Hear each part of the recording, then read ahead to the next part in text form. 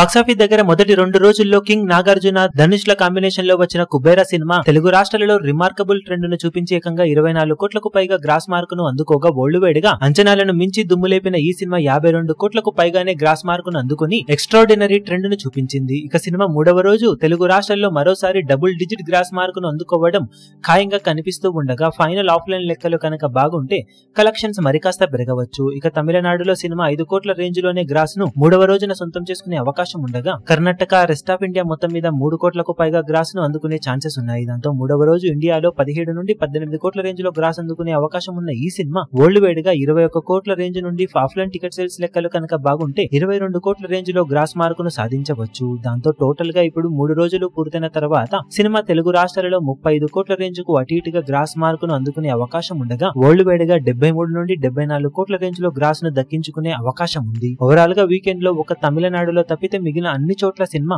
Ultimate trend ను చూపించింది. ఇక వర్కింగ్ డేస్ లో సినిమా ఎంటర్ అవుతుంది కాబట్టి ఇప్పుడు ఎలాంటి హోల్డ్ తో పరుగును కొనసాగిస్తుందో చూడాలి. బాక్సాఫీస్ దగ్గర వర్కింగ్ డేస్ లో మినిమం హోల్డ్ ను చూపించిన కలెక్షన్ల పరంగా సాలిడ్ లాంగ్ రన్ ను సినిమా ఎంజాయ్ చేయవచ్చు.